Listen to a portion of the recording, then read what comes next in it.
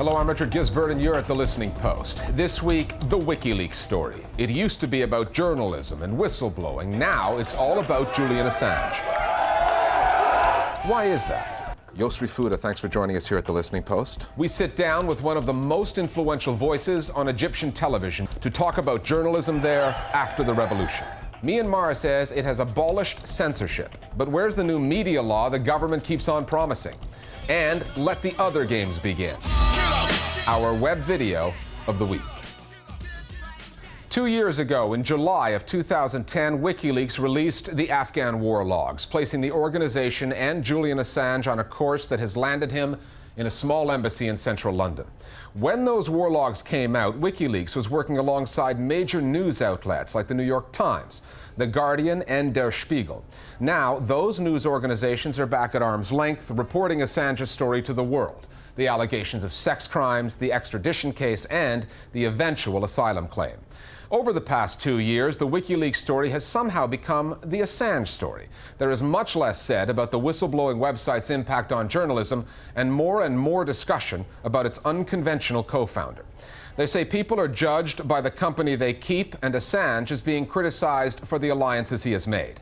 With RT, the Kremlin-backed news channel, as the platform for his television show, and with the Ecuadorian president, Rafael Correa, who has a less than stellar record when it comes to freedom of the press. Is all of that fair comment on Assange, or has he simply been demonized by governments he's embarrassed and news organizations who, for all of their resources, failed to break the kind of news that WikiLeaks did with just one website? Our starting point this week is a small piece of Ecuadorian territory in the British capital, the current home of the world's best-known asylum seeker. The focus on the man, on Julian Assange, is obscuring the critical importance of what WikiLeaks represents. The fact that he covered something that nobody ever could before, that made him a celebrity. The mainstream media is a jealous beast, and it resents intruders. I've been covering the story for 2 years, and every time you think there can't be another kind of surreal episode, there is. Can you hear me? Perhaps it was because the embassy was South American, and maybe Julian Assange was getting ahead of himself. But there was something Evita-like about his appearance on a balcony at the Ecuadorian embassy in London, in front of media from Britain and around the world.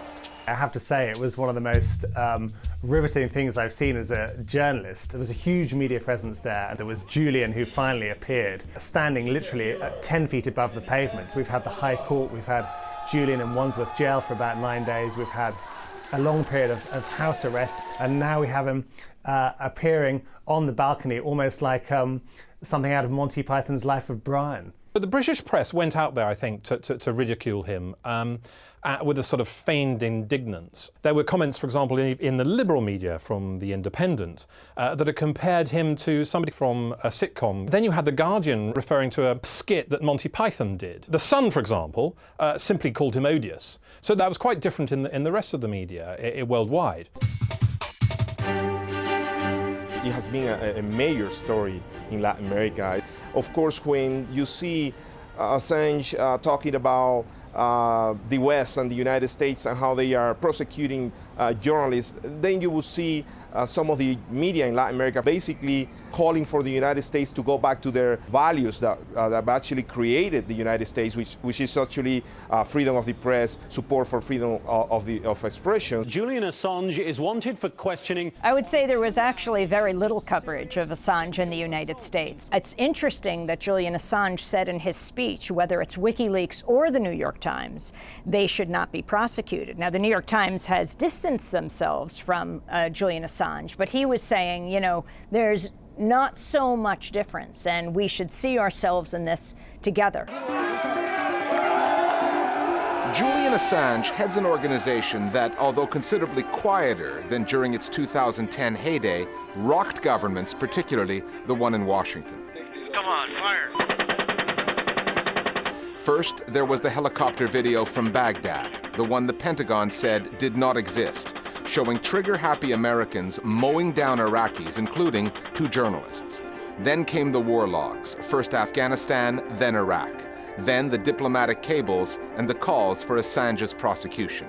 He sought to portray himself as a journalistic martyr. He did not once mention the allegations of sexual assault that put him in this position. A slimy character. 2 years later, the journalism WikiLeaks made possible gets short shrift in most of the media coverage, which focuses on the Assange story, the legal case in Sweden, and the allegations, as yet unproven, of sexual misconduct. 2 years ago, this extraordinary cache of about 250,000 diplomatic cables really kind of convulsed the world. The problem is since then, since this kind of high point, the whole thing has kind of turned into a soap opera. It's just become a kind of personalised drama. If one does a Google site search, if you do that on mainstream British newspapers, you'll see up to 7 times as many references to the word Assange as WikiLeaks. But if you go to some Arab newspapers or Indian newspapers, you'll find that it's reversed, and there's more mention of WikiLeaks over Assange. There seems to me to be a pattern. Those newspapers that are blaming Julian Assange most for seeking the limelight are the very ones giving him the limelight.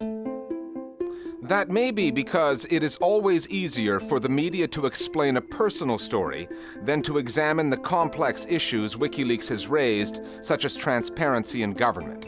The other possibility is that the mainstream media somehow resent WikiLeaks and Assange for scoops the mainstream media could not match, such as that helicopter video from Baghdad. A bunch of bodies laying there. Reuters tried to get this video for years. It was their employees who were killed, and they couldn't, under the Freedom of Information Act, get this video. It was only when WikiLeaks released it that Reuters finally got the documentary evidence of the murder of their journalist and driver. I think WikiLeaks shows a tremendous failure of the American media and media around the world to really get at this information. There's something about what WikiLeaks and Julian Assange does that actually threatens the commercial value of these organizations. I mean, I think it's business to some extent, and it's a turf war. I think WikiLeaks is seen as a threat. I think that does have an impact, and I think that part of the British news industry's response is territorial and defensive. And I think that informs a lack of balance. I don't buy the argument that Julian Assange exposed sort of shortcomings in mainstream media. Julian's philosophy, I think, is that essentially it's a kind of hacker philosophy that all information should be free, that if you release lots of information, if you release government secrets, then this will make the world a better place. So there was this tussle between us over how much should be released and how much should be redacted. And in the end, WikiLeaks released everything, which in my view was a mistake. Julian Assange, thank you for talking. The Listening Post interviewed Julian Assange in November of 2010.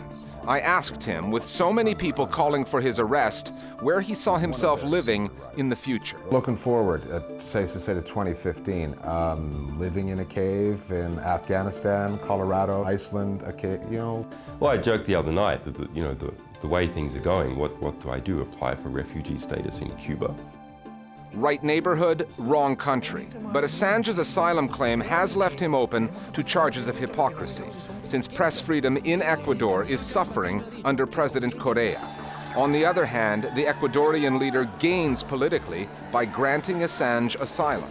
This is his way to basically tell the world, hey, I am backing press freedom. I am backing supposedly a journalist. I am not as bad as you, I think. So this is basically a political step. It's a political move by Correa to distract a little bit the attention of what's going on in his own country. A new generation of Latin American leaders has arisen. In that respect, the two men are trying to shelter each other. Assange provides Correa with political cover. Correa offers Assange a safe haven.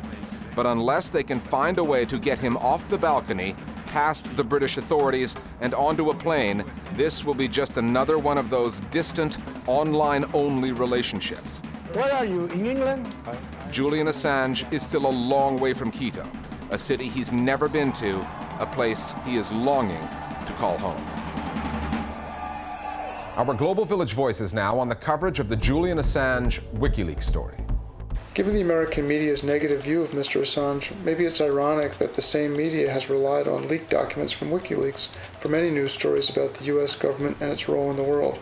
I suppose it goes to show that you can dislike the messenger, but still learn something from the message. We've followed Julian for quite some time now. While he may seem like the victim of a character assassination campaign, he does that well enough on his own. The sexual assault case aside, he betrayed his principles the minute he walked into the Ecuadorian embassy. Hypocrisy can kill any good cause. Wikileaks, once about exposing lies, now finds itself overshadowed by Julian's personal demons and desires to save himself despite his original mission.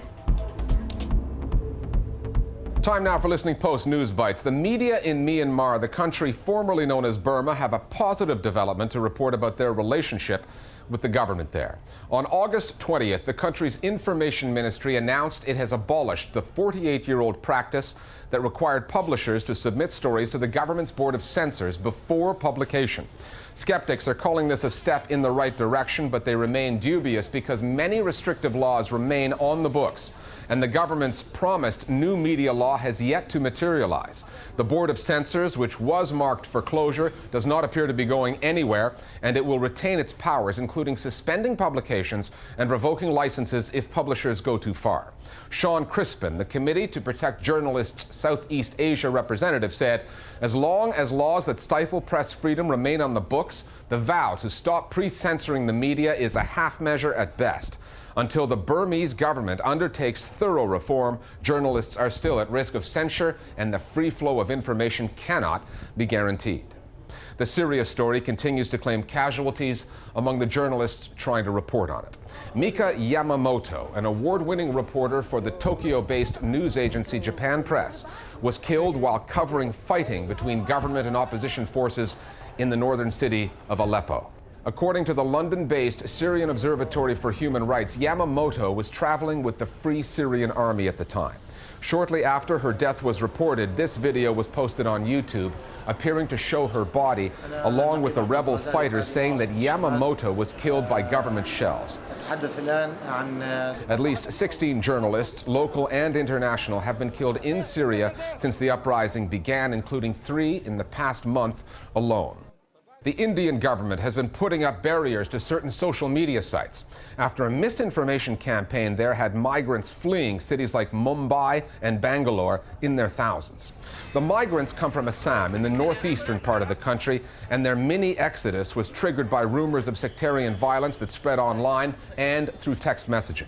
Sites like Facebook, Twitter, and YouTube were all flooded with what the government called inflammatory images, doctored videos, and inaccurate information, sowing panic amongst migrants who feared some sort of retaliation. Google and Facebook have been cooperating with the authorities by removing content. Twitter, however, does not have an office in India and has been threatened with legal action because it failed to comply with a government request to take down information. This is the latest development in the ongoing Indian online censorship story. Earlier this year, a judge in New Delhi summoned several internet firms to court for failing to censor inflammatory material. Ever since the arrival of the Arab Spring in Egypt back in February of last year, we have been tracking the work of journalists revolutionizing the Egyptian media. One of the people at the forefront of those changes has been Yosri Fouda. Fouda is a former reporter at Al Jazeera's Arabic news channel who now hosts an influential late-night political talk show in Cairo.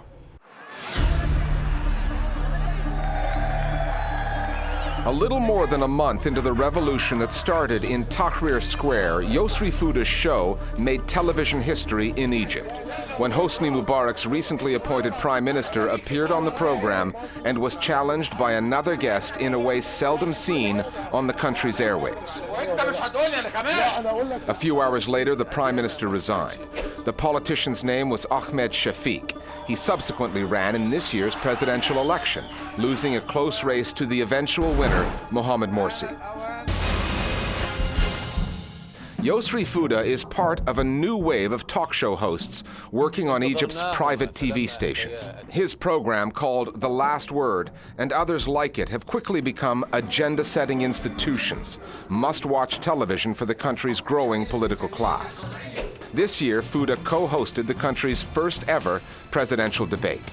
and he is openly self-censored, not to appease authority, but to protest against it.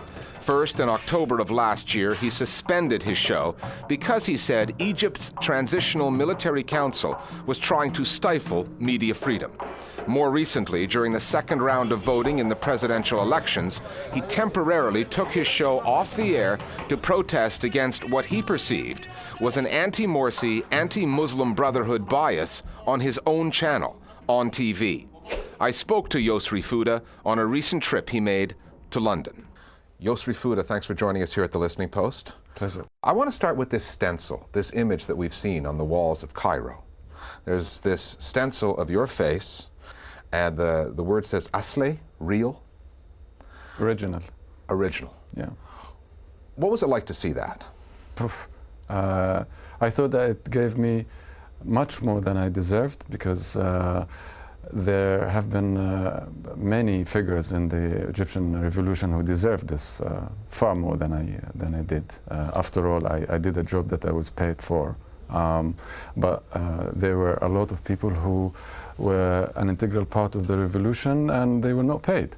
Yours is such a well-known name now in Egypt, but there are some other names that are less well-known. Names like Karim Amr, who was a blogger who was jailed under Mubarak. Michael Nabil, another very important political blogger, jailed under the SCAF.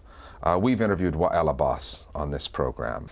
When you look at the journalism that's being done now and the political environment in which you currently live, could the mainstream media have gotten Egypt to where it is, and the revolutionaries on the street gotten to Egypt to where it is, without people like Karim Amr, Michael Nabil, and the bloggers who were working? The blogging movement in Egypt and in other countries in the Middle East has played a pivotal role in paving the way to people like myself who are part of the mainstream media. Because the other thing was, your prominence offers you some level of protection, doesn't it? That's true. That's true. These guys didn't have that protection. That's true. And some of them ended up in jail because of that. Absolutely. And they have contributed a lot to the revolution. Could the revolution have happened without their contribution? I'm not sure, but certainly they contributed a lot to creating this atmosphere, and they also have the luxury more than someone like myself and like yourself would have, because they can also always be opinionated, and they can use a certain level of language that you can't use. Basically, they can speak up their mind. They contributed a lot and made people like ourselves a little bit more courageous. Talk show hosts on private television channels in Egypt, such as you, have received a lot of credit. There are people like Dina Abdel Rahman, who's on Tahrir television, Mona Shazli on Dream Television. They've all been credited with doing good journalism. On the other hand, you have someone like Amra Adib, who came out on El Yom television with an extraordinary attack against President Morsi.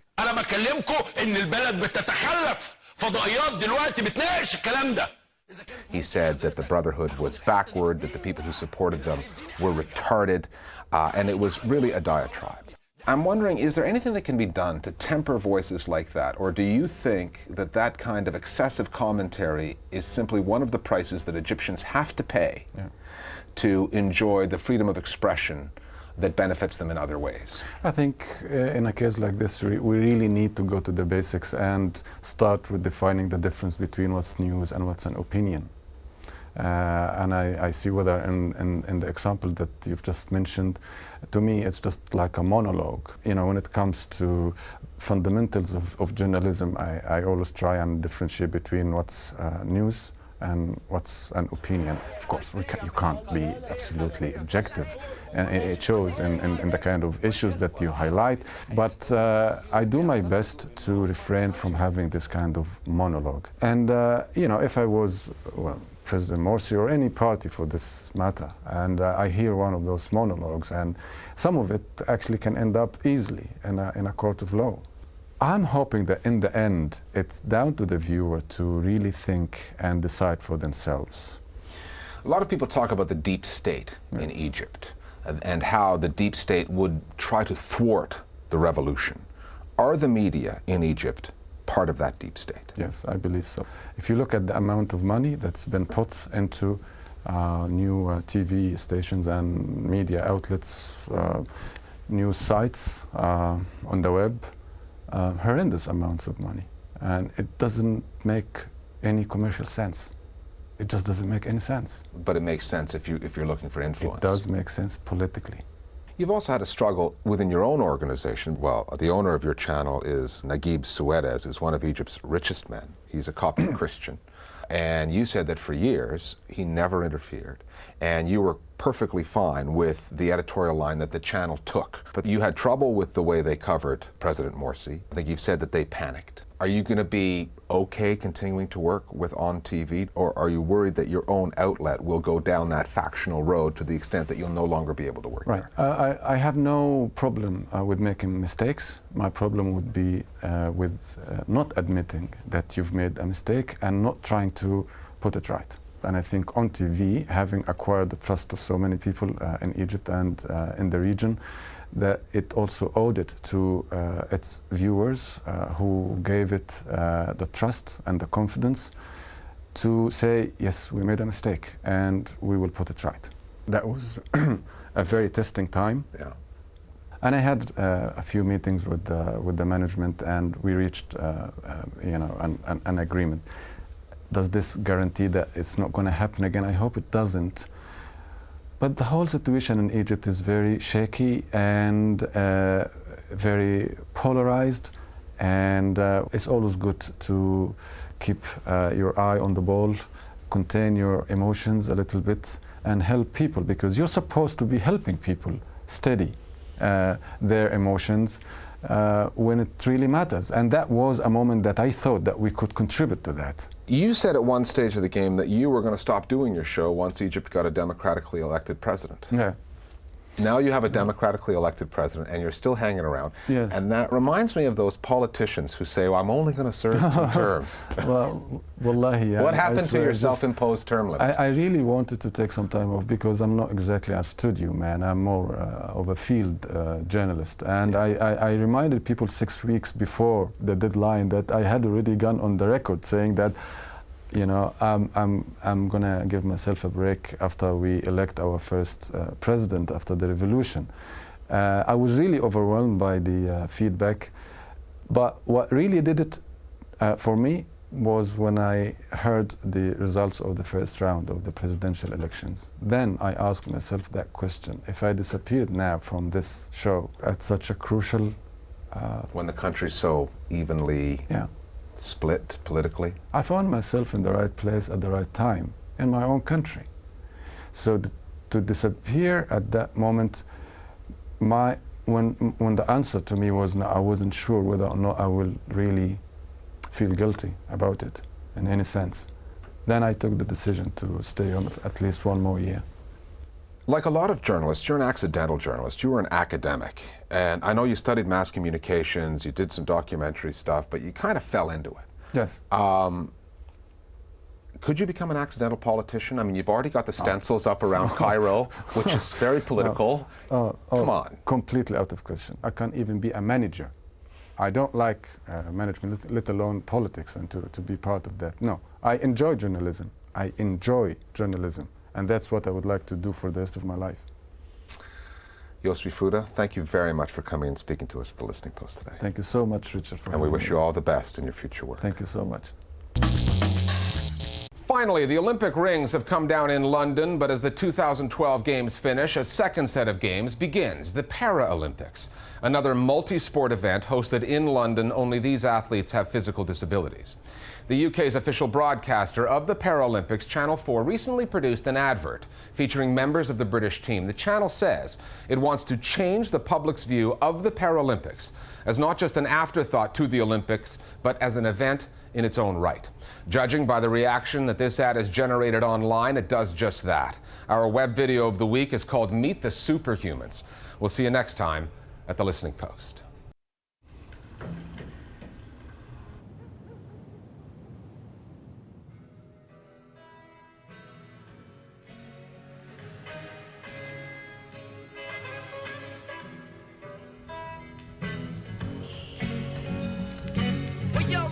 Kick the bass for them brothers and let them know what goes on. Rolling stones of the record. Jagger not sagging. Spell it backwards, I'ma leave it at that. That ain't got nothing to do with rap. Get up. Just like that. Get up. Just like that. Get up. Just like that. Get up. Just like that. I know this is a shock. Screaming gangster 20 years later. Of course, endorse while consciousness faded. New generations believe in them fables. Gangsta boogie on 2 turntables. Thank you for letting us be ourselves. So don't mind me if I repeat myself. These simple lines be good for your health. To keep them crime rhymes on the shelf. Live love life like you just don't care. 5,000 never scared. Rain and noise is the moment they feared. Get up, still a beautiful idea.